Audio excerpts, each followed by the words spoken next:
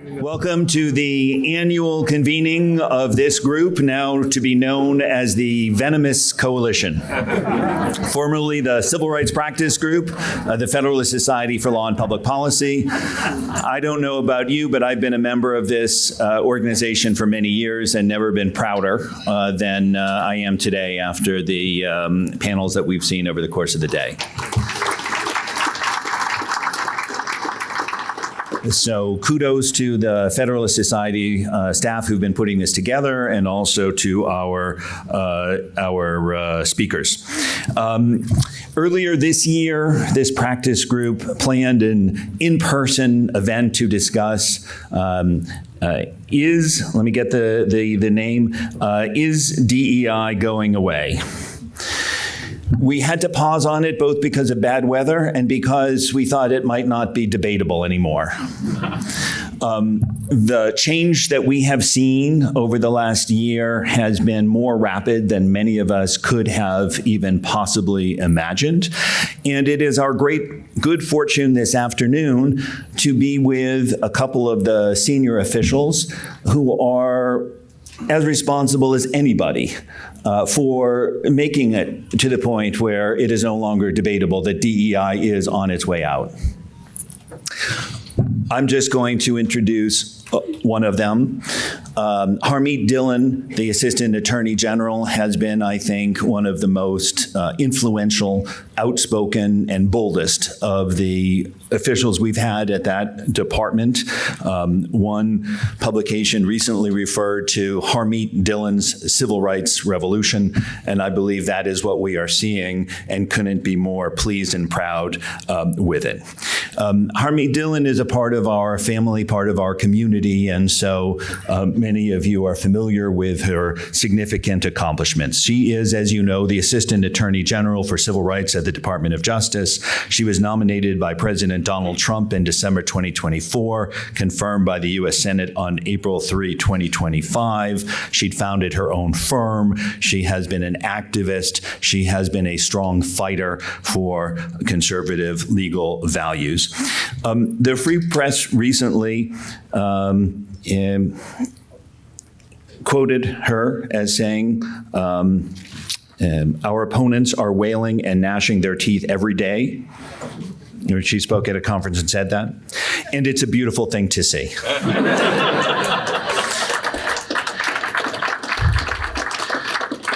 So for those of us who are appreciating the beauty and watching the others gnashing their teeth and wailing, we're thrilled to welcome Harmeet Dhillon.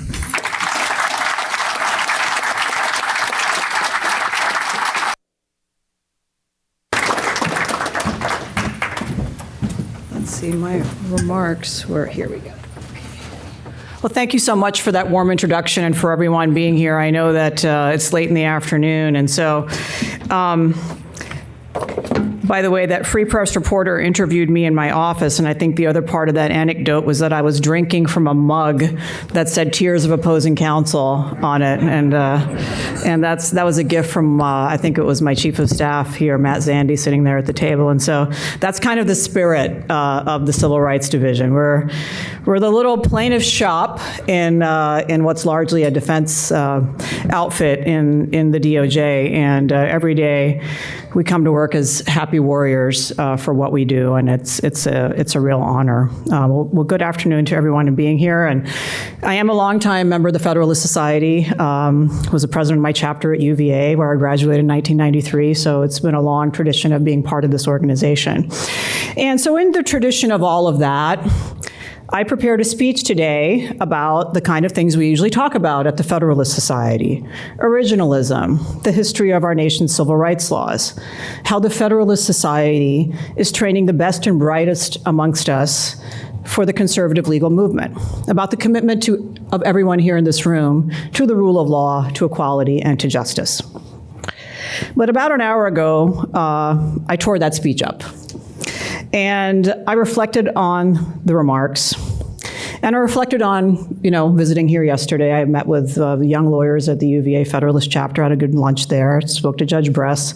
And I really thought about, what is the tone and tenor of this organization? And I've become very plugged in over the years because of my role in politics to what happens outside organizations like this. I was a member of the Republican National Committee. I ran for chair, and I, have a big social media presence. So perhaps more than most lawyers in this room, I hear what the public says about us conservative lawyers. And so I thought I would talk a little bit about that and how we can harmonize what's going on in the greater movement to what's going on in this organization. We come to this convention every year, and I've been a faithful attendee for so many years now. We get our excellent CLE, we get to meet our friends, we get to dress up for the nerd prom last night. That was a lot of fun. And we get to debate some very lofty concepts, original meaning, originalism, intent. We parse through 19th century clauses and the founders, and we talk about some really important issues. But many Americans outside this building are critical. They don't see action, and they think they voted for action. And so, that becomes a frustrating tension between the lawyers who do the work and the public who we serve. To put it in the words of the immortal Talking Heads song, conservative legal conferences feel to the public like a place filled with feel-good sessions where nothing ever happens. We talk about liberty while defending powerful woke clients, or billing hours away on work that leaves our country exactly the way we found it, but maybe our corporate clients, a little bit better off. We polish our legal theories of legal interpretation. We pretend it's the same thing as advancing justice. We come once a year, we feel good about ourselves when we leave, but has anything really changed?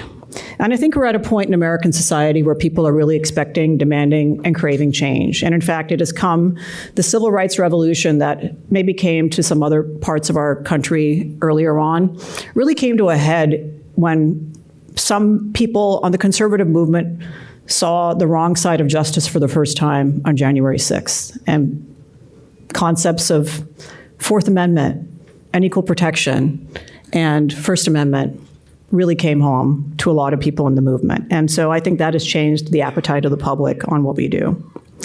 They don't want a civil rights division or an EEOC or their local U.S. Attorney's office to just do the bare minimum to enforce the law. They want more. They want a government that holds the universities that are violating the rights of most American citizens accountable.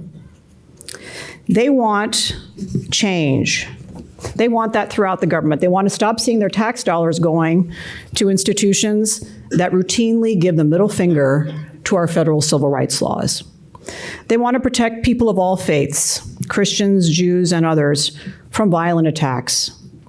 They want the DOJ to creatively deploy all aspects of the FACE Act, not just the ones that protect abortion clinics.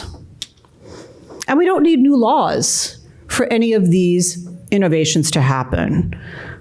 We just need new creative leaders and the will to follow the law to its logical end. This isn't your grandfather's DOJ or Department of Education or even your grandfather's presidential administration. This is a revolutionary new place where change is happening. So I'm going to ask everyone and challenge everyone in this room, what are you going to do when you leave?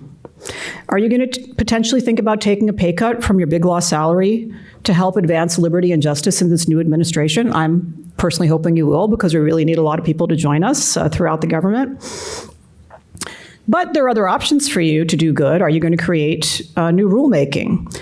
May you consider working at a nonprofit dedicated to vindicating the natural rights of Americans. We rely on those nonprofits and those creative thinkers outside the room to help us in the government to do our jobs.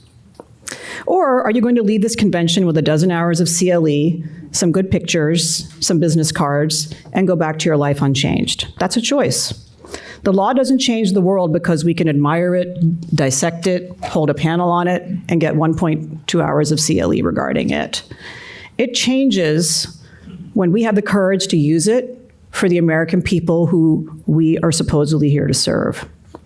While the left has given the nomenclature of civil rights a bad name, our founders' understanding of the constitutional civil rights of the individual is in fact the most conservative possible principle, preserving the pre-existing inherent natural rights of the individual against arbitrary abuses of power, whether by our fellow citizens or by the deep state. If the framers were right, that the only rightful purpose of the government is to respect and protect the natural rights of our citizens, then it is only fitting that we as lawyers continue to hold our government to that standard, and sometimes we participate in advancing those ideals. Each generation of Americans, from the founders through the Reconstruction, through the civil rights movement of the 1960s, through the modern civil rights movement of today, faced new tests that required a return to those founding principles. The same spirit endures today as we confront the new challenges that we have faced regarding hostile educational environments, the use of quotas to lock out people who look like the folks in this room and people who are outside this room from opportunity. DEI programs that have forced probably many of you to sit through humiliating exercises where you're forced to acknowledge and perhaps falsely certify that you're somehow to blame for what somebody else did 100 years ago. This is actually very corrosive to our society and to our integrity as individuals. This administration's civil rights focus is not a rejection, but it is a renewal of our founding ideals. Civil rights, properly understood, have always and should transcend political party and ideology. They are a lasting American promise to apply our laws fairly and impartially, regardless of race, national origin, religion, or sex. Now, I'm saying that, and that's what the laws say, but to actually put that principle into practice is revolutionary. It is so revolutionary that when I told the lawyers in week 2 of my job 7 months ago, it seems like forever now, but it's only particularly not getting paid, but it's only 7 months ago that I told the lawyers in the Civil Rights Division that whatever stuff they were doing before, they needed to hit the pause, because we're now going to be doing it for all Americans, not just some Americans. Over 200 lawyers quit, okay? Yeah.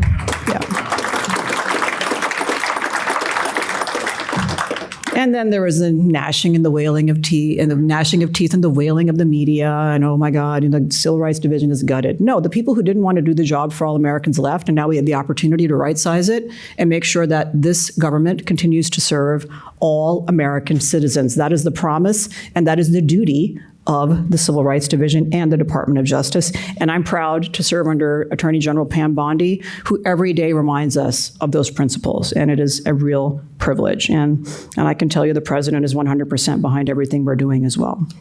The civil rights movement in the middle of the 20th century was a response to social acceptance and implementation of a repugnant caste system that put many of our fellow Americans into a second-class status, defined by racial lines, emboldened by bigotry and long-standing prejudices.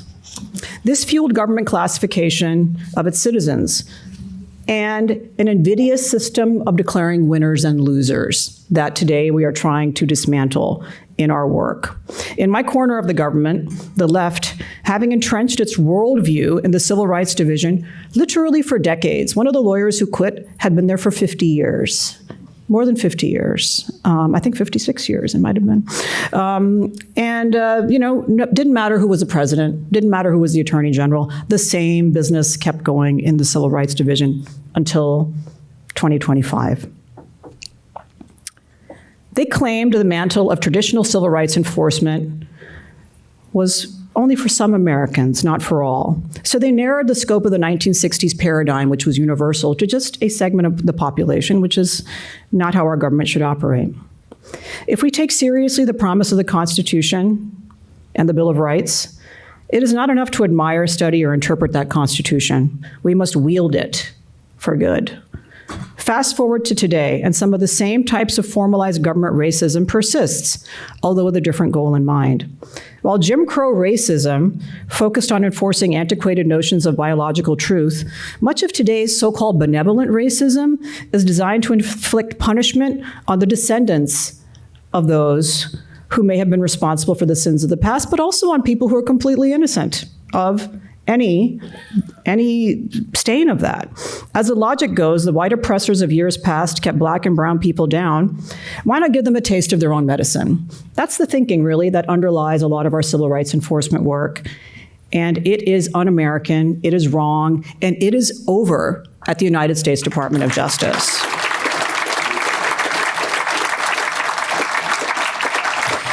The affirmative action racism that has become a permanent fixture is no longer permanent. We are literally dismantling it wherever we find it. Consent decrees and desegregation orders were piled up on my desk when I came, and I asked for a complete review of every desegregation order. I found school districts currently under desegregation orders where the segregation ended 50 years ago, but it's still on the books. People are still monitoring it. In some cases, someone's still getting paid to monitor that. We are dismantling them and making motions one by one in courts throughout the United States to dismantle these outdated orders, because the idea also that America continues to be in 2025 the same place that the Deep South was in the 1960s is a fiction, and we should not entertain that by forcing people to file papers with a court on an annual basis to justify their existence. Many talented lawyers with conservative values did not develop the skill set or inclination to take on these new civil rights challenges. And I was telling a group of young lawyers this morning, some Harvard law students in my office, that when I came out of law school in 1993, there wasn't a career choice to go do good in a conservative nonprofit or, a DOJ that was going to be trying to act for all Americans. That wasn't a thing. I went to a big law firm. I did some pro bono work on my own. I increasingly got shut out of doing the pro bono work I wanted, and it became clear to me that if I wanted to do the work that I wanted to do, I was going to have to do my own thing. But that is not the choice that America's young lawyers face today. I see a lot of people in this room who, when they got out of law school, they did have an opportunity to potentially go serve justice by joining either a conservative firm that does this work, a conservative nonprofit that does this work, or the United States government, which today is doing this work. And so it's something that I encourage everyone in this room to think about if you have the ability to take the opportunity to develop those skills. Conservative attorneys, by temperament or tradition, were hesitant to venture into uncharted legal territory. Many of us are conservative in the bad sense. We are afraid of losing. Well, guess what? Being a plaintiff's lawyer is all about winning and losing, and sometimes losing and advancing the ball because you lost. When you think about cases like Brown versus Board of Education and other landmark civil rights cases, somebody lost a lot of those cases before they finally won them and advanced liberty in our country. And so you have to be unafraid of losing and taking risk to be a successful civil rights lawyer eventually. And it is hard the first few times you get the L, and eventually you win. And I've had that pleasure. I remember when I sued Governor Gavin Newsom, who's obsessed with me, over 20 times. And I lost a lot. I shouldn't have lost. Judges appointed by every president in living history ruled against us, whether they were Reagan judges or Clinton judges or even, some Trump judges. They all ruled against us until some judges in the Supreme Court ruled for us repeatedly on religion cases, but not others. So that remains one of the, I think, stains on the civil rights movement. We need to really change the consideration of how we treated those cases, because it is that close to judges doing that again and turning their back on liberty. Today, the Civil Rights Division at the Department of Justice, along with many of our federal and state actors, such as those featured here on this panel, are holding lawbreakers accountable every single day. To name just a few examples, earlier this year, we reached a $200 million settlement with Columbia University for its violations of federal law against its Jewish students and faculty. And I'm sure my colleague here, Andrea, is probably going to talk about the landmark settlement reached for Jewish plaintiffs in that case. Earlier today, I had the pleasure as the Assistant Attorney General of the United States to sign a settlement agreement with Cornell University, where Cornell is going to pay tens of millions of dollars for its violations of civil rights, and it's going to be investing in some innovations for agricultural advancements on behalf of and donating those to the United States. We sued Rhode Island's Department of Education for a program excluding white teachers from student loan forgiveness. And we've sued Minnesota's Department of Human Services for policies discouraging the hiring of non-represented candidates. This is racism. We're calling it racism in our court pleadings. That's what it is, and we're going to be taking aim at it everywhere. This fresh focus does not mean that we have abandoned traditional civil rights enforcement. Indeed, combating race discrimination in whatever form lies at the height of our mission. My point is, our government must always be responsive to the challenges of its time, using the legal tools available to us, and following those principles that have guided us since our founding. For conservative lawyers, this administration is a very rare opportunity to make change from the government side, to right wrongs, to vindicate principles, and to reclaim the moral dimension of our laws. The law is not a tool for personal gain or for punishing our political opponents. It is how we reaffirm the Constitution will be colorblind, as Justice Harlan wrote, and that all Americans will be treated fairly. Discrimination under the guise of DEI, anti-religious bias, boys taking girls' trophies, and more has permeated every level of American society, and it won't be dismantled overnight. I see the frustration online. I post a picture on a weekend of a beanie that I've knit for a friend, and where are the arrests, Harmeet? When are you going to start arresting people? Well, we have a little bit of education to do as well with the public as to what we do in some of our different departments of the government. But that frustration is born from this perception of a lack of action from our movement. And I think that is a valid criticism, and we should hear it. The question, as I wrap up here, is whether we will meet this moral crisis with the same conviction that our forebears showed. Whether we will continue to ensure that the law remains fair, that the Constitution remains colorblind, and that our fellow American citizens are treated with the dignity that their natural rights demand. Do you believe that all men and women are created equal? Is that concept revolutionary enough for you to call you to the task of helping? Are you radicalized enough? Do you burn with passion enough, like I and my team do, for this great country that you will leave here to advance the rights of the American people equally, fairly, and justly? That is my challenge to you. That is your charge. This is your opportunity to ensure that the law in our time once again becomes the truest expression of the American mind. Thank you very much for your attention.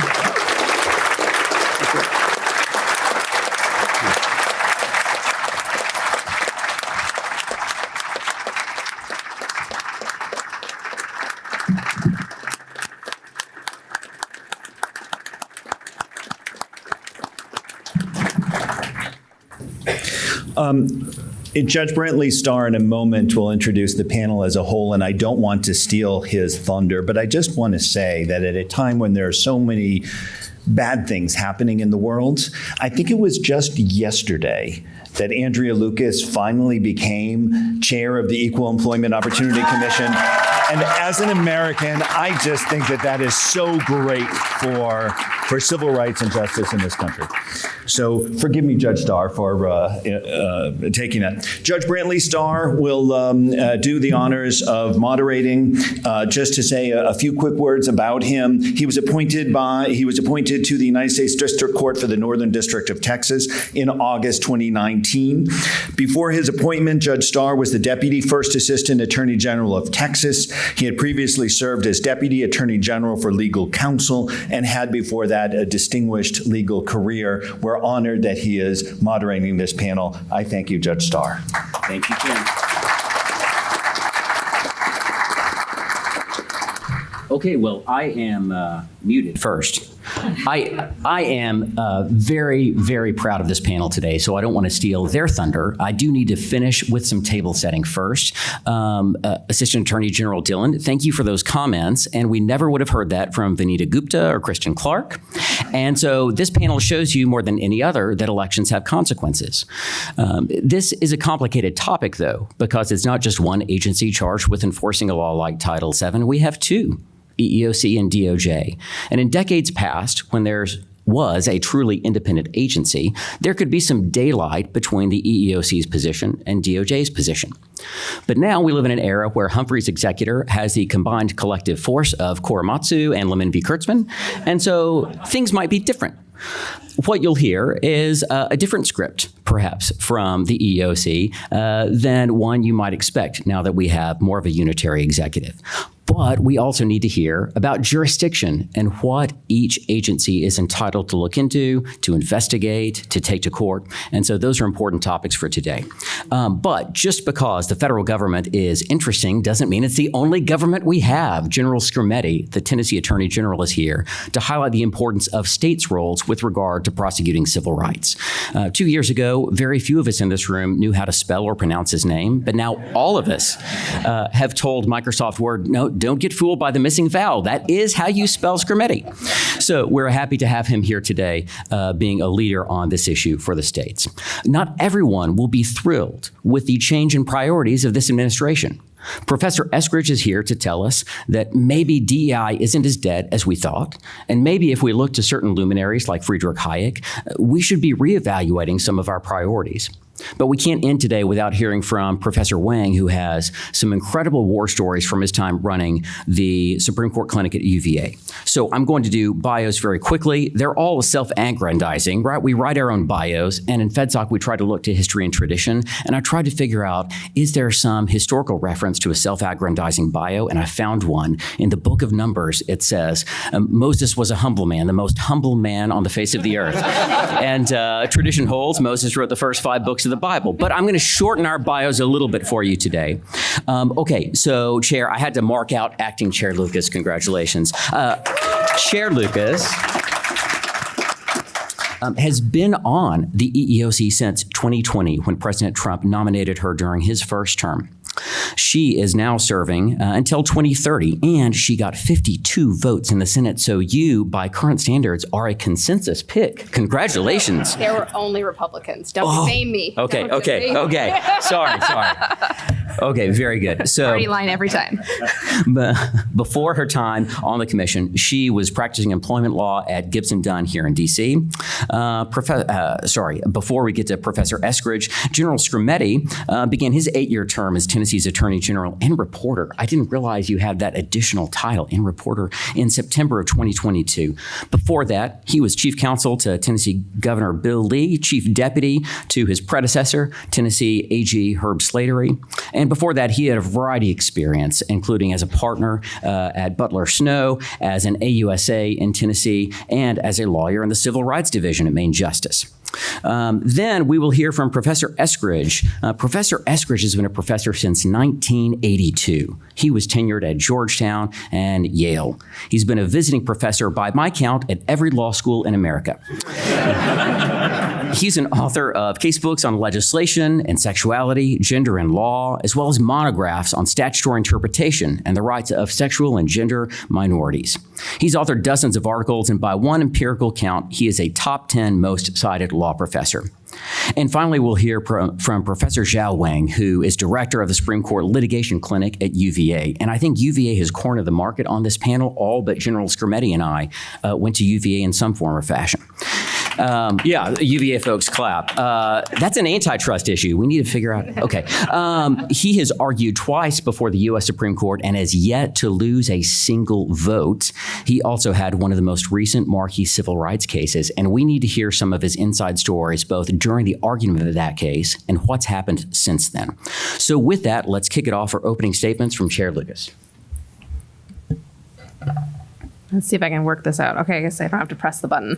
Thank you so much for having me.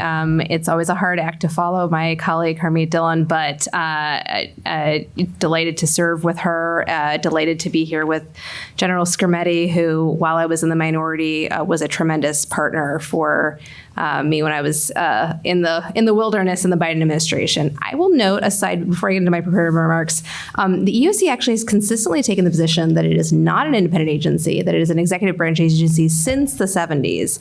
Unfortunately, the Biden administration chose poorly to not fire me, and so I've been on the commission since 2020. Yes, it is a fully unitary executive now. So anyways, I'm going to try to keep this relatively short to minimize repetition, and I'd love to have some lively debate.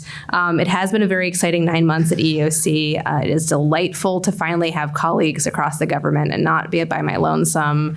The EEOC actually held a Republican majority until December 2022, and I'm deeply grateful for 2 of my now Department of Labor colleagues who are at the EEOC with me, Janet Dhillon and Keith Sonderling, for serving alongside of me and being willing to stay in the minority to hold that for as long as we did. It made a big difference, but it's much better to be in the majority. And we also just gained a quorum last week. So between that and me being designated chair, we are ready to hit the ground running even harder than we've been. What the quorum is really important because it re-empowers us now to be able to bring all types of litigation, including larger scale litigation like systemic cases and pattern and practice cases. Prior to that, we could bring smaller scale cases, and we did. We've brought close to 100 cases this year, as well as recovered hundreds of millions billions of dollars in both enforcement and litigation-related matters. But a whole larger suite of matters can now happen. I also want to get a little short primer on the EEOC in general. So we are a small but critical executive branch agency, not an independent agency, but we are independent of the cabinets, let's say that. We are separate from the cabinet agencies. So contrary to some misunderstanding, we don't fall under Department of Labor. We don't fall under DOJ. We report directly to the White House, and I take that very seriously. My responsibility is to the president and to the voters who voted him in. We're the only federal entity authorized to investigate and litigate against businesses and other private sector employers for violations of federal employment laws. We also partner with DOJ when we're dealing with state and local government entities, including public universities, and then we refer those set of charges to DOJ for litigation. In the past, some Republicans, especially more libertarian-minded Republicans, have viewed the EEOC and a number of civil rights agencies as an afterthought, an obstacle, or an entity that primarily should serve just employers' interests.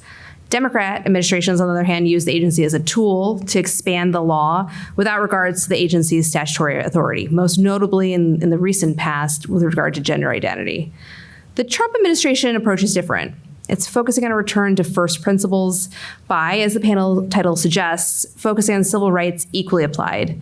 And likewise, this administration prioritizes law and order, and robust enforcement of our civil rights laws is a completely appropriate and necessary exercise of the executive branch's core duty to enforce the law. So what does it look like at EEOC to return to these first principles and also responsibly use enforcement power exercised through a conservative lens on the role of government in the confines of statutory authority? In terms of first principles, the EEOC was created 60 years ago with a straightforward and critical mission: preventing and remedying discrimination in our nation's workplaces. And I would submit that this mission went to the heart of foundational beliefs and promises of our nation, that all Americans were created equal inherently under God, that all citizens were entitled to equal treatment under law and therefore should have equality of opportunity in every sector of our society, including the workplace, that all Americans had the right to be treated in the workplace as individuals, not members of a particular race or group, individuals who were judged solely by the content of their character, their skills, their abilities, rather by the color of their skin or their sex or their religion.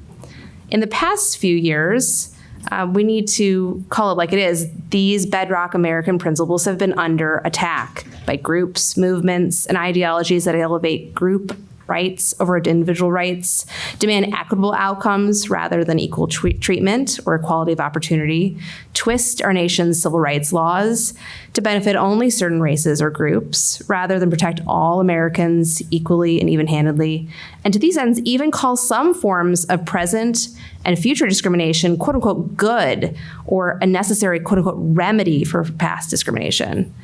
In the Trump administration, the EEOC stands ready to combat these attacks. And indeed, our true mission is evident in the very name that Congress gave us. We're the, I'd like to always emphasize this. You hear just EEOC, what does that stand for? We're the Equal Employment Opportunity Commission. We are not the Equitable Employment Outcomes Commission. That's definitely what prior civil rights administrations have wanted to do, but that's not our name, that's not our mission. So over the past 9 months, we've really sought to completely reform, to reorient to that in every possible way. In short, the EEOC under my leadership has been pursuing common sense civil rights enforcement that rejects identity politics, goes back to these first principles that if you state it in like blunter terms, I think that Americans of all backgrounds know the following to be true. But these statements that I'm going to say, like, they were revolutionary to say out loud a few years ago. Don't forget how far we've come. When I was saying them in the Biden administration, like, you get shocked silence to saying things like biological sex is real, immutable, and binary. And that's not bigotry. Biology is not bigotry. All people were created equal. Again, that's in our Constitution. It is in all of our founding documents. That's somehow rather novel for some. All workers deserve to be judged solely by their skills and abilities. All race discrimination is wrong, and there's no diversity exception to that rule. Our civil rights laws protect individual rights, not group rights. Religious freedom, as we've heard today, is a first liberty. It is not a second-class right. And finally, no employer is above the law. That includes our country's elite institutions like law firms, top universities, legacy media, and the Fortune 500. And no gaslighting by our country's elites, legacy civil rights organizations, the left, et cetera, can change those realities. So with those points in mind, my priorities, and these are consistent with the president's priorities and the host of really landmark civil rights executive orders that he's issued since day one, have been a big four grouping. One, relentlessly attacking every form of race discrimination, including rooting out unlawful race and sex discrimination arising from DEI programs, policies, and practices. Two, protecting American workers from unlawful national origin discrimination involving preferences for foreign workers. Three, protecting women's sex-based rights at work, whether it's the right to access separate spaces for privacy and safety, the right to be free from pregnancy discrimination, the right to not have to use false language to describe a biological male, to be forced into using a pronoun that does not relate to reality. And finally, we're supporting a religious liberty by protecting religious workers from bias, harassment, and protecting the rights to religious accommodation at work. We've had a lot of wins on these priorities to date. The Columbia settlement is one of them. There's been a host of others. We maybe can talk about some of them as we go. But one thing I will say is keep in mind what we publicly announce is only the tip of the iceberg of what we are doing. Unlike our colleagues, and I'm very jealous of this, but unlike our colleagues at DOJ or HHS or Ed, we have really strict statutory confidentiality limits. They're even different inside of Title VII depending on if it's DOJ or EEOC. We can't talk about almost anything we do up until the point that it is a public resolution or a lawsuit. So a huge portion of the millions of dollars that we recover every year for workers remains confidential and always will be confidential. So we are doing a lot, but there will be even more, and there will be hopefully a further stage of more public actions now that we've got the quorum. Thanks so much. Thank you, Chair Lucas.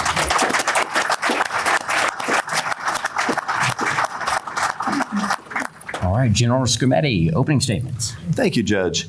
So I started as a civil rights lawyer in the Civil Rights Division. I came in through the honors program back in 2005, and I was a criminal prosecutor. I dealt with some extremely violent white supremacists. We had a race-based murder.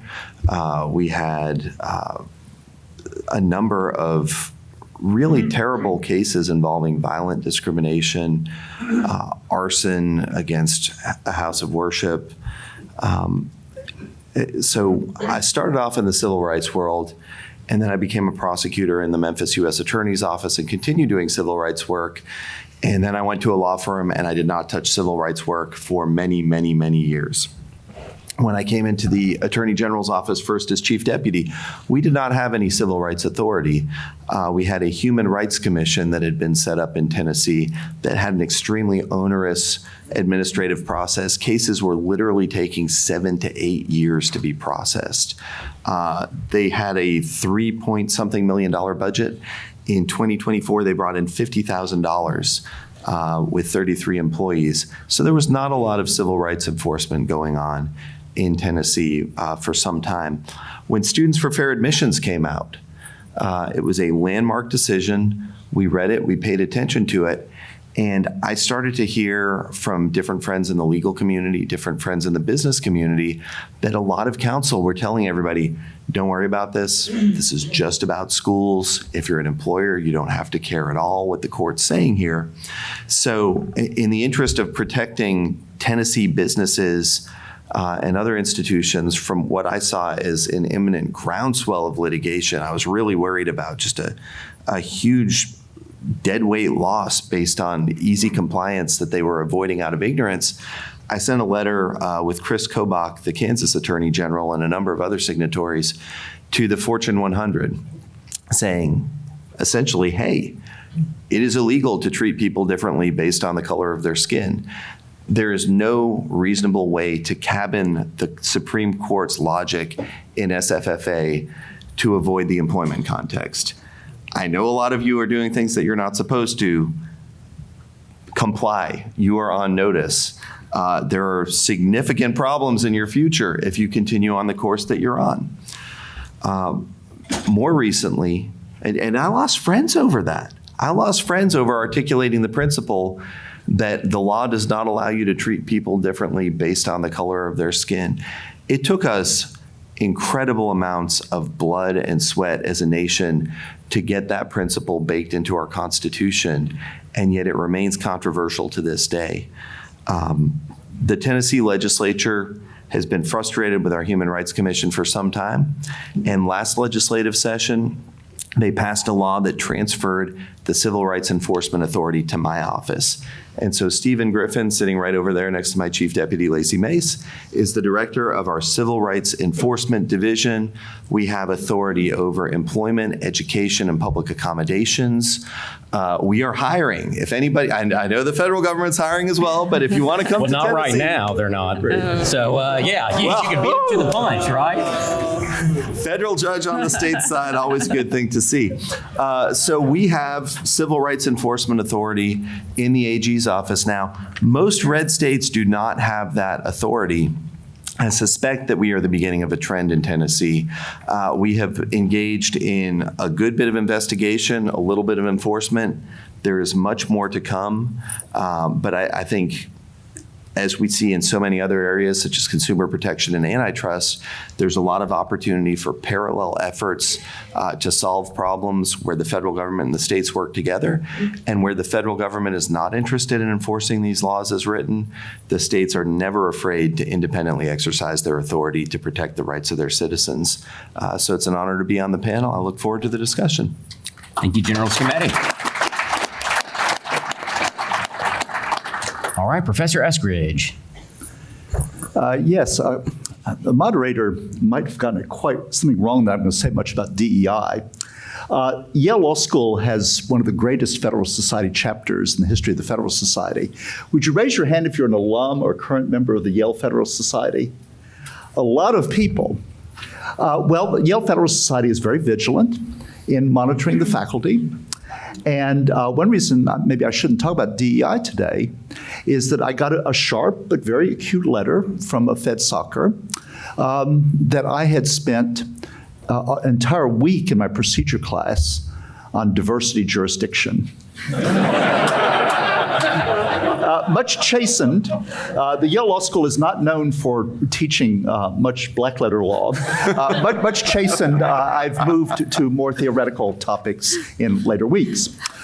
No, I'm not here to do anything but return to first principles, which is kind of the Yale thing. And there's a handout on everybody's table with some first principles from Friedrich von Hayek, who's known to many of you. Many of you have read his great books. And this is a distillation of some of his major principles. He probably, I think, is the leading theoretician of a libertarian approach to not only government, but also to constitution and to rights. So I wouldn't call them natural rights. You know, Hayek would call them, these are the rights of a well-ordered society. And you see the first set of quotations are Hayek's defense of liberty. Hayek very famously believed that collective planning via the state was a recipe for disaster, and that the best way to order society and the government was to leave as much as possible to the spontaneous ordering and spontaneous decisions of institutions, people, and whatnot to order their own affairs, with the role of government being primarily to set forth rules applied equally to everybody and to protect against private violence. That's the sort of Hobbesian idea. That's kind of my summary of Hayek. And so I joined the Assistant Attorney General in urging you, after you leave the convention, go out and do something. Go out and do something.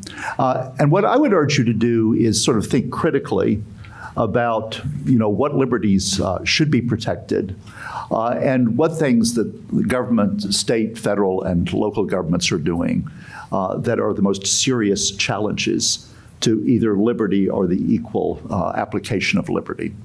And let me just give a little laundry list. I think probably most of the panelists would agree with this list of important liberties. They're reflected in some recent Supreme Court cases like the Mahmoud case, which was religious parents opting out of LGBT instruction in schools, which was both parental liberty and religious liberty. And the Supreme Court wrote a very powerful decision along those lines. But other kinds of liberty that are very important are like speech, expression, the free exercise of religion, like Mahmoud. Freedom of association, I think, is an important liberty in a Hayekian sense. Marriage and parental rights, physical autonomy, property, and contract. And maybe many of you in the room, like me, would have maybe a longer list of economic liberties that the government needs to be very careful about overreaching and overtaxing, to take those as examples. And many of you would agree. Well, frankly, I would, if I were you, think critically about the current administration's practices in some of these areas. So it might be useful to praise the current administration on some of the things that the chair of the EOC has announced, but also to approach some things critically. And just give you two examples. I think was it either day before yesterday, the tariff case was argued. This is one of the most massive tax increases in American history. I don't think it's the champion, but it's one of the biggest. And it didn't come from Congress. It came from the pen of the president. And the tariffs actually sort of yo-yo. It's a kind of a yo-yo tax. It's not by Congress. It's a big tax. It's like a yo-yo. It differs from day to day and sometimes from hour to hour. The Supreme Court seemed to be fairly skeptical, with Justice Gorsuch leading the way. And if I were you, I would think along some of the libertarian lines that Justice Gorsuch was suggesting in his very astute questions. On the DEI front, there is a very important memo from Attorney General Bondi, I believe it was in August of this year, where she lays out some of the aggressive actions that she wants to take against DEI programs. And some of them might be overreaching, depending on what they actually do. One of them, for example, is that she says, well, race preferences are now illegal under the Supreme Court decision. But she says there might be proxies, like geography. Wow, that's now maybe suspect. Income, maybe that's suspect. Well, I'm not so sure about that. Let's see what happens. And then the letter has a fairly astonishing passage for a Hayekian, and that is that institutions need to censor student essays and to tell students, here's what you can talk about, and here's what you can't talk about in the essays that students write for admission to these various institutions. So just think about that. Now, Hayek, in the second clump of quotes that I have, thought it was equally important that these liberties be protected for everybody. And I think that's actually been a theme of today's panel, that, for example, religious liberties need to be protected for Muslims and other native religions, as is coming up at the Supreme Court in the Landor case, which is a Rastafarian case the Supreme Court will hear pretty soon. There are other areas, though, I think where equal liberty ought to have some critical bite. And one of them is the recent Vasquez-Perdomo case. It was stay in September of this year, where I think it was called Operation at Large. According to the record, of masked officials with guns would pull people over, and the criteria they used to pull people over, detain them, and sometimes even arrest them, were, number one, what kind of work were they doing? Was it manual work versus fancy work? What was their ethnicity or race, or their apparent ethnicity or race? And then thirdly, were they Spanish speaking? It seems to me this is exactly the kind of racial profiling that should be approached critically from a Hayekian point of view. Another good example, it seems to me, of the Hayekian edge on this equality front would be families.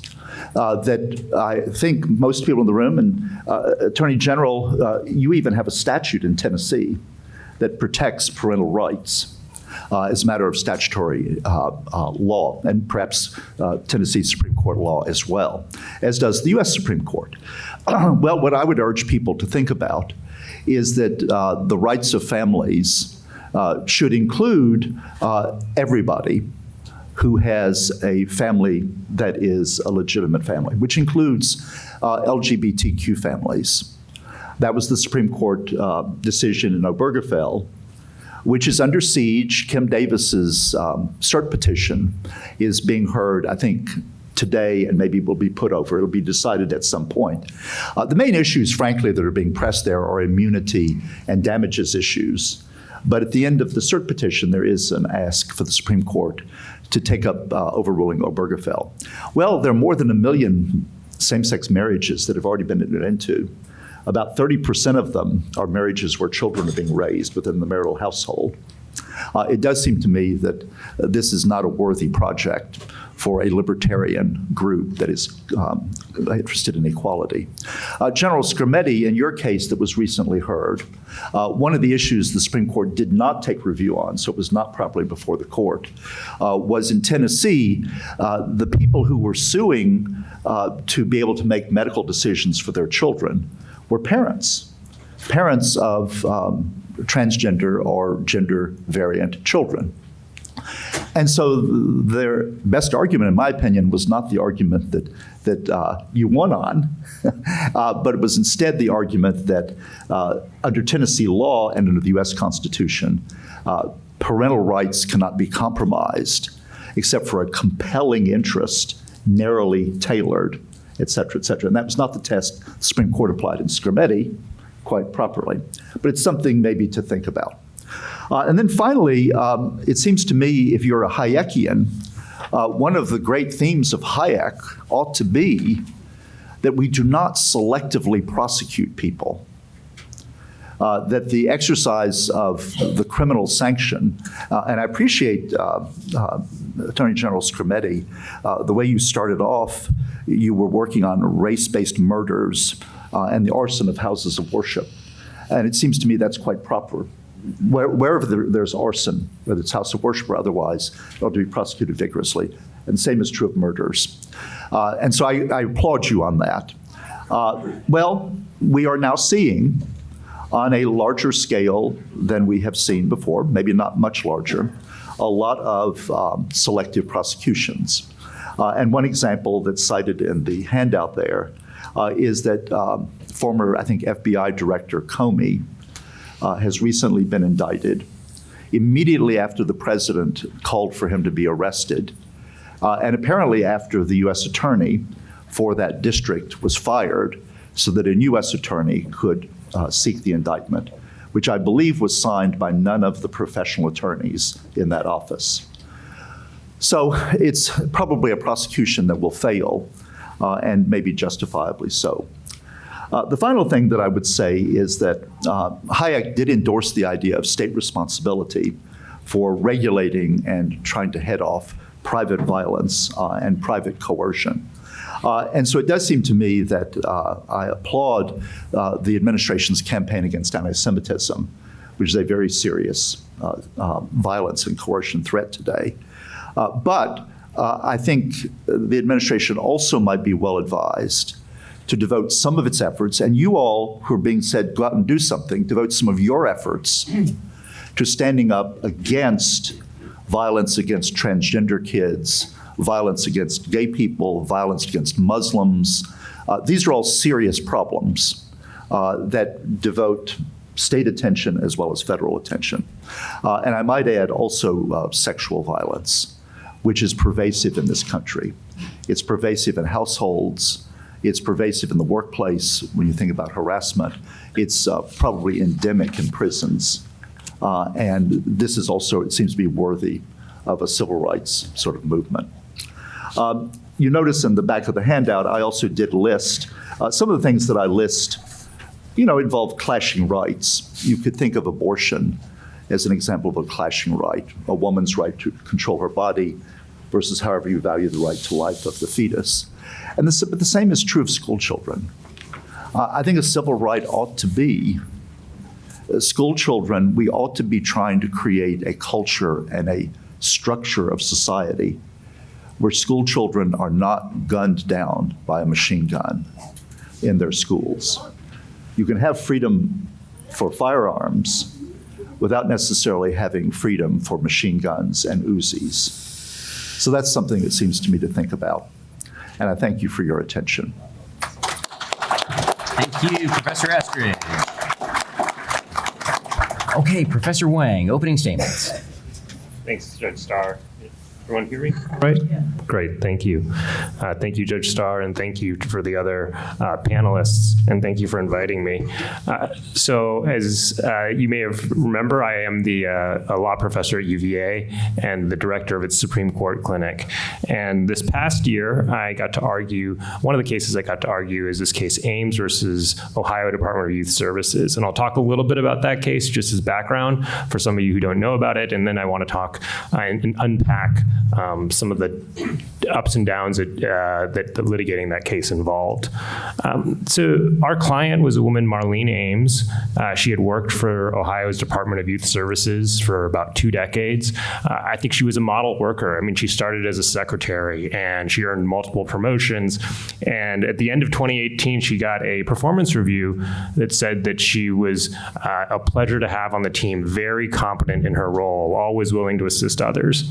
And so in 2019, she applied for a promotion and she was interviewed, she was qualified for the job, she presented a vision for the job, but she didn't get it. And 2 other women who, like Ms. Ames, were heterosexual also applied, also interviewed, were also qualified and didn't get the job. So the job was kept open for several months and eventually went to a gay woman who did not interview, did not apply, and according to the EEOC was less qualified than Ms. Ames.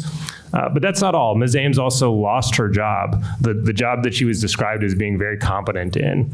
And she lost it and was replaced by a gay man who also did not interview or apply for the position. And so based on these facts, look, I think I can say with pretty good confidence that I'm probably to the left of many of you in this room. Based on these facts, I thought that there was something fishy that went on. And I think she presented a case before the Sixth Circuit, and the Sixth Circuit agreed. The Sixth Circuit said, look, you satisfied all of the requirements for showing a prima facie case of discrimination, but you didn't check the box that called the background circumstances requirement. And that's a circuit-specific rule that says for majority group plaintiffs, and I'll talk about that in a second, you have to satisfy and shoulder a heightened burden. And it's an almost impossible burden, actually, to satisfy. And so you might be wondering, well, what's a majority group plaintiff? What's not a majority group plaintiff? And frankly, I didn't even know what that term meant. And the Sixth Circuit doesn't really define it, but it sort of comes to the conclusion that for sexual orientation discrimination claims, individuals who are heterosexual are majority group plaintiffs, and LGBT individuals are minority group plaintiffs. And if you are in the majority group, you have to bear this additional burden to show discrimination. And I frankly didn't think that was fair. And I said, look, I think we should have a shot at going to the Supreme Court, and I think getting justice for Ms. Ames. And we did. I think the good thing is we did. I'm very proud of that effort. That the Supreme Court ruled unanimously in our favor. Justice Jackson wrote the opinion, and she wrote that, quote, Title VII prohibits discrimination against majority group plaintiffs upon the same standards as would be applicable were they minority group plaintiffs. So that's a very tight and I think a great result for our client, and I would hope for the law in general. But that's not all. And I think what I want to talk about right now is sort of the challenges in litigating this case and some of the implications it might have about the law school environment and about academic freedom. Because last fall, the Supreme Court granted cert in this case. I mean, you don't just go there. You got to get your case granted. And the Supreme Court granted cert. And about 10 days later, after the Supreme Court granted cert, this case started getting this reputation for being the reverse discrimination case of the day. And a legal publication published a story that was titled, quote, "Why is UVA's law school clinic taking a straight rights case?" And it said that we were on the wrong side of a straight rights case, that we had downplayed the legacy of bigotry-fueled inequity, and that I had undermined the legal protections of LGBT individuals. I have done none of those things, and I would never do any of those things. I would never write any of those things. I don't believe any of those things. But somehow it didn't really matter because people on our law school faculty started believing those things. Tenured faculty started sending me letters trying to audit our clinic. They wanted to understand what the guidelines and norms were. And then inevitably, you may have been in this position before, but not only did someone, Professor Eskridge was talking about how a FedSoc member wrote him an email. Well, I actually was the recipient of an open letter from students and faculty. And here's what the open letter says. Here's just part of what the open letter says. It says, in discussing the Ames case, Professor Wang stated that the clinic believes that, quote, this is what I said, whatever the test is for discrimination, it should apply equally across groups and across individuals. Yes, I did say that, and by the way,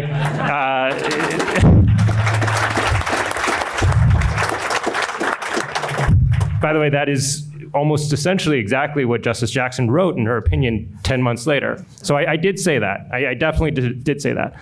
This is the next sentence of the open letter. It says, it is distressing from Professor Wang's statements to see the reduction of protections for LGBT people as the purpose of his purported clinic. This is a straight rights claim that might limit prospects for queer employees, and what case would be deemed too alarming that they would outweigh the Supreme Court clinic's desire to take it up. So we ask that the rubric for taking cases for the clinic be shared and evaluated by the entire UVA law community. And we ask that the clinic and Professor Wang acknowledge that his efforts may have a direct impact on members of marginalized groups. I don't believe that. I don't believe that, and I would never treat someone like that. But that is the narrative that took hold, and it was truly challenging because when you're litigating a case, you have ethical obligations of confidentiality and candor with your client.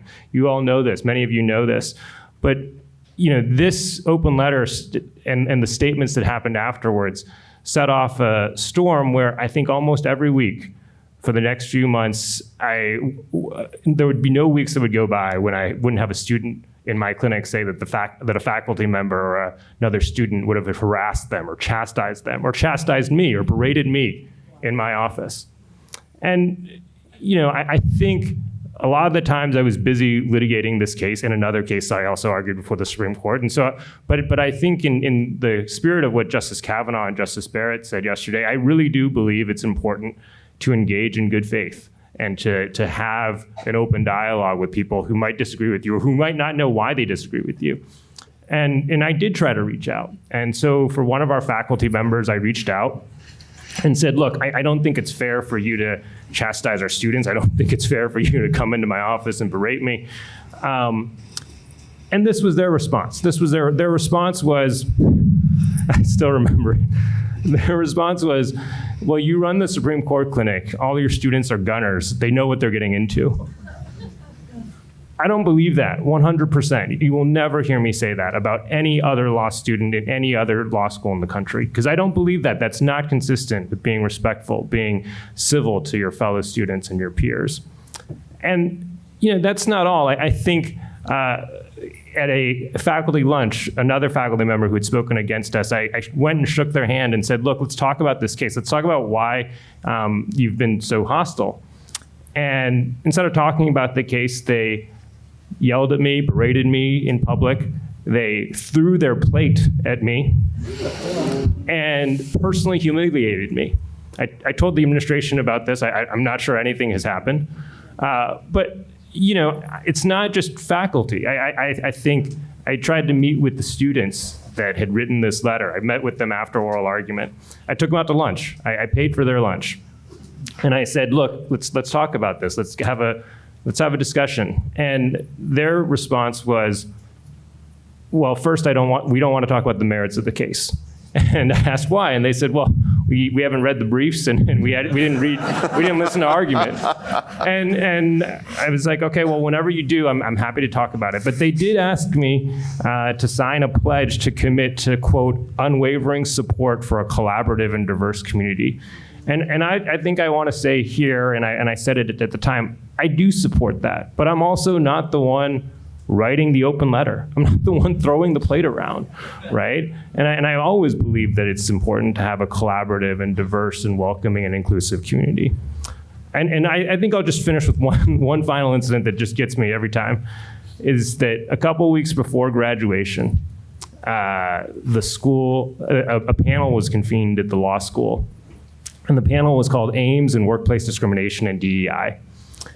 And the panel was open to the public. It was open to students. It was supposed to educate faculty, students, staff about the case. And remarkably, I was not even invited to attend the panel. The people that they chose to speak at the panel had both publicly spoken against us in the case. And the only, again, I did brief the case. I did argue the case. And I did meet with the Trump and Biden administrations numerous times about this case. But I wasn't invited to this panel. And so, and one of the reasons I sort of even knew about the panel was of the professors that were asked to speak and who had been critical of us. One of them came up to me a couple of days beforehand and said, you probably won't even believe this. They said, "What's this case about?" I haven't had a chance to read this. And I was like, you've been yelling at me and telling me how bad I am as a person all year, and you didn't even, it's unbelievable. And I guess, I don't want to talk too long, so I'll just sort of end with a couple quick points. And I think the first point I'll make is this is none of my remarks should be taken as like a woe is me moment. Like, this is not like a pity party for me. I don't want anyone to think that. At the end of the day, I look in the mirror and I say, like, I'm an immigrant. I grew up in rural Iowa. And today I get to be on a panel with the chair of the EEOC and the Tennessee Attorney General talking about a case I argued before the Supreme Court. Short of playing for the Lakers, this is the American dream. Like, this is the...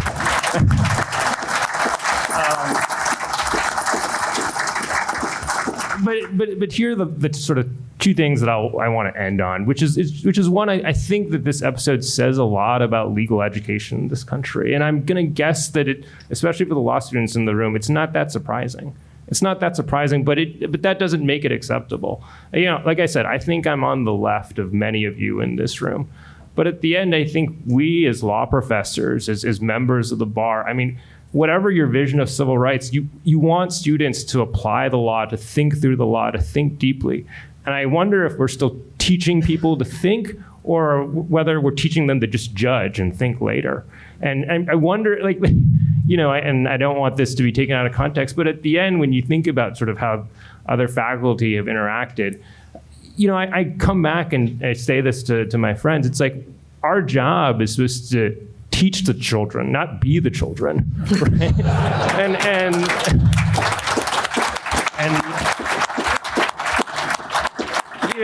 the last point I'll make is a point about academic freedom, and I think this is very serious and very important to make, and I know it's obviously on many people's minds, especially the minds of faculty members at UVA. And here's what I'll say. I'll say that I think when it comes to my remarks, I think the UVA administration, if they heard this, would probably say, well, no one's ever told you not to take this case. No one ever told you not to argue this case. And they're right. That's true. But also, no one told the other faculty members to knock it off, to stop doing what they're doing. No one said, hey, let's give students a chance to really practice being lawyers. Let's give, when we have a panel about the case, maybe we should invite the person that argued the case to speak at the panel. And not a single, we talk about academic freedom and we talk about tenure, not a single, you can look this up in the last year, not a single tenured faculty member at one point, despite all the challenges, spoke out publicly in favor of us taking this case or arguing this case or litigating this case. And I think that is not I think that the message there is pretty easy to discern what that means about academic freedom, about case selection, about working with students on these types of cases. And wherever you stand on the political spectrum, wherever you stand on the legal spectrum, I don't think that's a message that any of us should get behind. So thank you all for inviting me, and I welcome everyone's questions.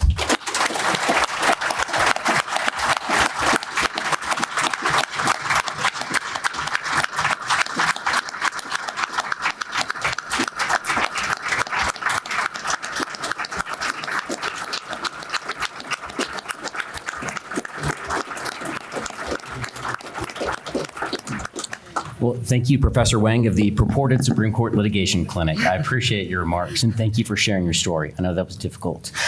So we are running close to being out of time. We got a 10-minute extension from FedSoc. That's going to cut into a little bit of y'all's prep time. What I want to do is give our panelists who had other panelists go after them a brief opportunity to say anything in response. Then we'll take audience questions because you don't care about mine, but I care about yours. So we've got mics and a couple of points in the courtroom. Be thinking of your questions because this panel, as august as they are, we're still willing to open it up to questions from the audience. Okay, so Chair Lucas, anything that you want to say in response?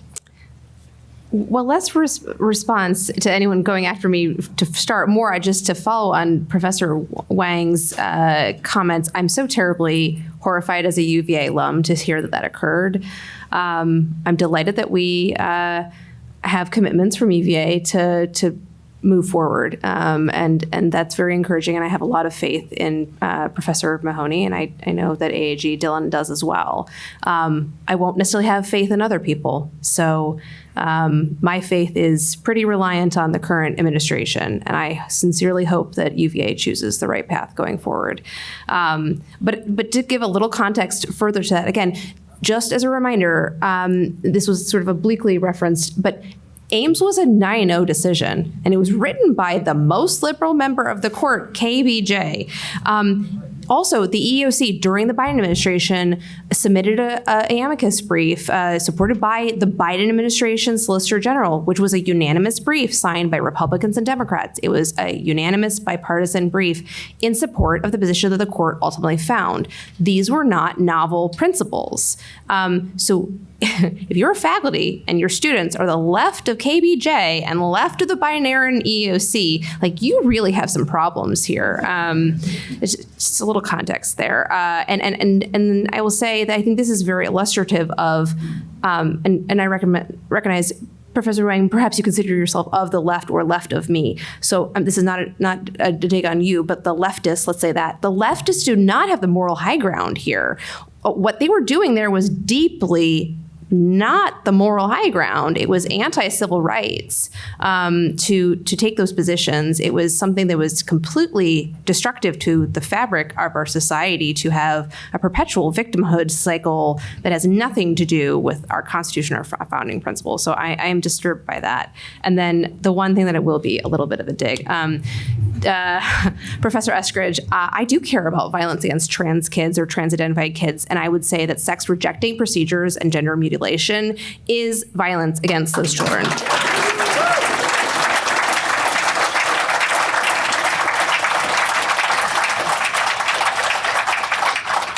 Okay, and General Scrumetti, also if you could touch on what is the enforcement in traditional cases? We know you have that background, so as you're addressing your remarks, do you care to opine on that? Yeah, I mean, the principle is universal. It doesn't matter what color your skin is. You shouldn't be treated differently because of it. And as we move to equally enforce the laws, it doesn't mean that we're equally enforcing them for some people and not enforcing them for others. The law is universal. Everybody is entitled to be free from discrimination based on their race. And I think it's really important that we front that. Frankly, I would love nothing more than, the most over-the-top issue of racial discrimination in the traditional mold to show that we really mean business and we're going to enforce the law equally. We haven't been confronted with any great test case for that yet, but the principle stands. I mean, I was not a huge fan of President Obama's policies. When a couple white supremacists in West Tennessee were going to assassinate him, I was horrified, and I was very happy to put them in prison for a very long time. Doesn't matter what color you are entitled to be free from that discrimination. Professor Wang, I've never heard a better encapsulation of the collapse of the American elite than your story. That we have Justice Jackson writing a unanimous opinion, and it was something that people wouldn't even engage with. It was unthinkable to discuss the merits of this position because it was so far beyond the pale for the students and faculty at one of our most elite law schools. That's horrifying. Some of those people are going to be judges someday. And the rule of law cannot survive that kind of closed-minded, anti-rigorous approach where you just determine who's going to win, and then you don't even want to talk about what the law says or what the facts are. We collectively need to fix this, and we need to fix it now, or our country is done. So thank you for sounding the alarm on that. Thank you for standing strong. That is the scariest thing I have heard in years, and I sincerely hope that that's a call to action, not just for everyone in this room, but for everyone in this country.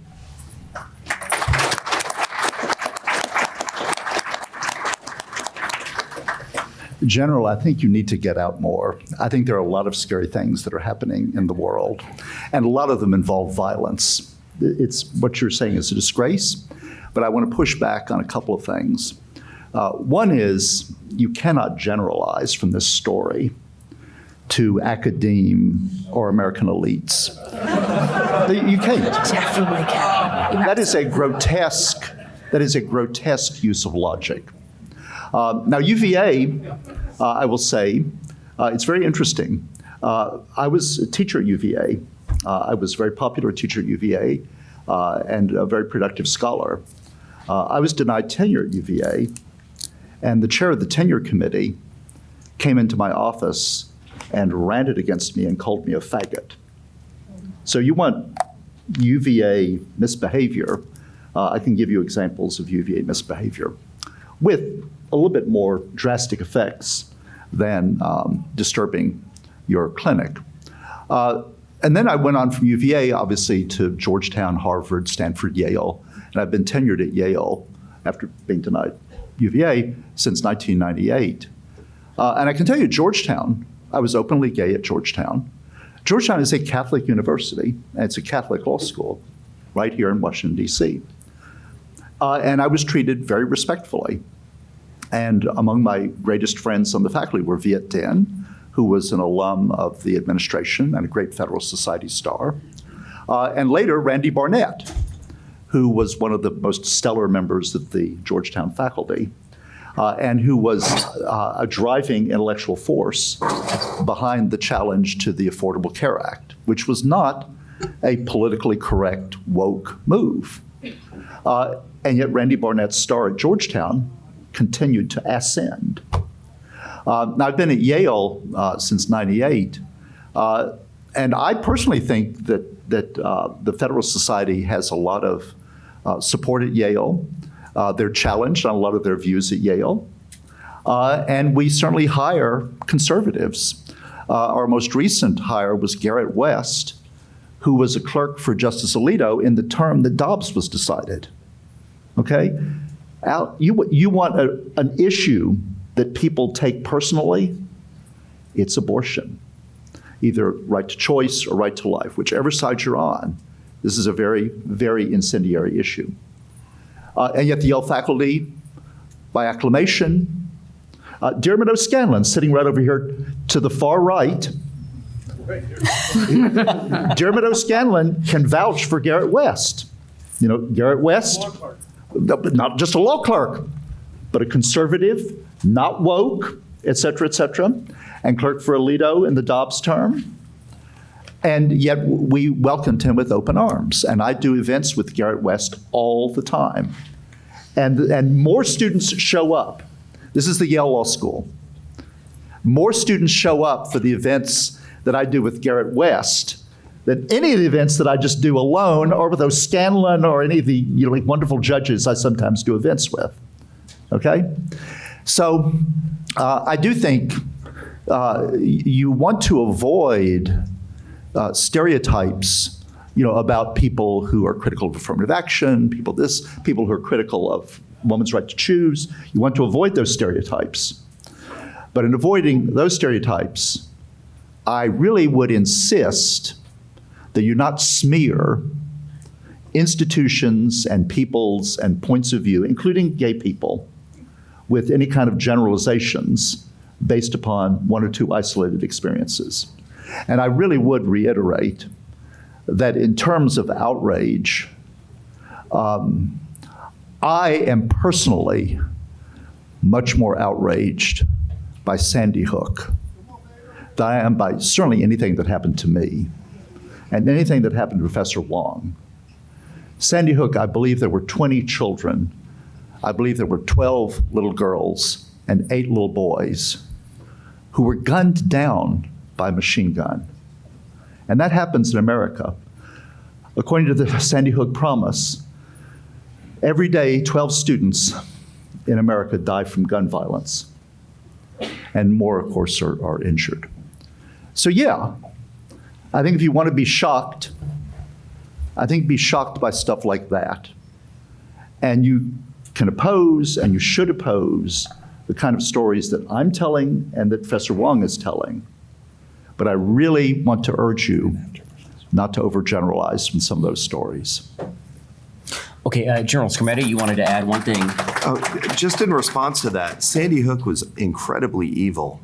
And we need to oppose evil. We need to solve our nation's problems. But our capacity to solve our problems comes from the interaction of ideas, from people being able to constructively disagree with one another, from teaching the people who are going to lead this country, who are going to lead our institutions, who are going to be our judges, who are going to be our attorneys for the government, people tasked with tremendous responsibility to respect other people, to respect them as individuals, to be willing to engage with ideas that they don't agree with. And if they are unwilling to do that, then we're going to have our problems compound, because we will be incapable as a people of solving those problems. We'll be so busy treating one another terribly on the basis of who we are and what we believe, as opposed to working together through our differences to make things better for everybody. And that is why I'm so concerned about the utter failure of UVA as an institution to equip the future generation with the ability to solve those problems, to work together, as opposed to compounding them and creating increasing division at a very fraught time for our country. Professor Wang, any final remarks before we open it up for a question or two? Oh. And if you have a question, come on up to the podium. Professor Wong. Oh, Yes, it's your turn. I'll just say that, first of all, Bill, I'm really, really sorry that happened. That's just terrible what happened, and I'm sorry for that. I can't imagine. And like I said, I don't. You're right. Bad things happen all the time, and I guess I don't sort of want. I hope this is not a partisan stance. I think really when it comes to law schools and legal education, I think at the end of the day, you know, it really doesn't matter. To me, I guess it doesn't really matter too much the substance of what we're talking about. It's just the idea that we can think critically and debate civilly and have an open-ended and good faith discussion. I think that that's something, I'm sure that it still happens at Yale, and I'm sure it still happens at many other institutions, but I think it has changed since I graduated, and I didn't graduate that long ago. And I hope we can get back to a place where we can have that open dialogue. Thank you.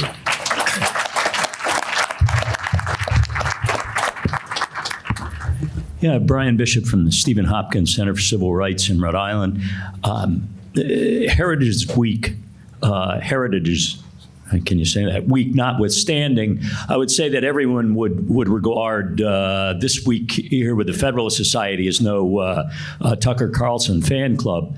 But as a Zionist, one thing I haven't heard asked is we look at the hostile environments on campus and the question of equal treatment that were obviously raised by these campus events in the past since October 7th.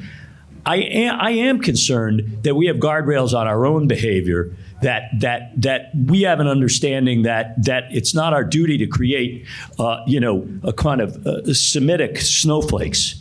That in a sense, it's our desire to recognize what was hostile and not what was challenging, what was hurtful. And I'm wondering if in the deliberations, and in a sense it's a question to Harmeet as well, if we really kind of have that written or baked into the DNA of our efforts.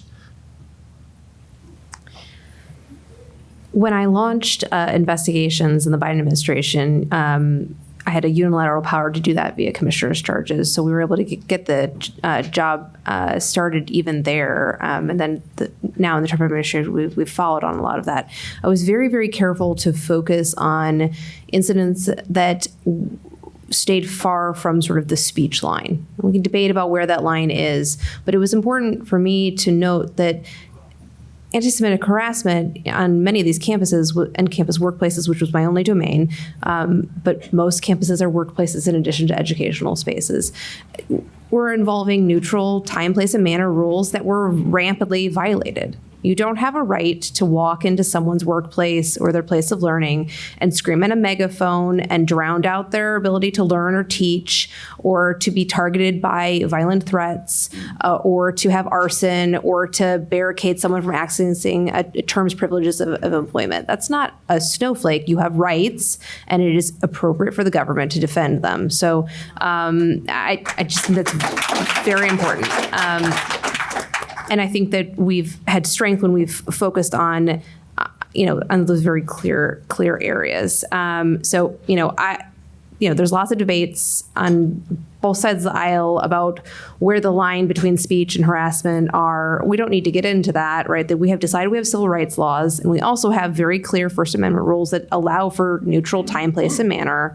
And I don't think this is a question of people being snowflakes. You can have rigorous debate. You can debate any number of things, but you don't get to break rules, and you don't get to break the law, and you don't get to engage in criminal acts, and you don't get to, prevent people from accessing terms, conditions, and privileges of employment. So it didn't seem terribly complicated to me. Okay, I am sad that we are out of our even extended time. Let me say two quick things. First, if you're a federal employee currently working without pay, potentially in violation of the 13th Amendment, can you raise your hand so we can applaud you?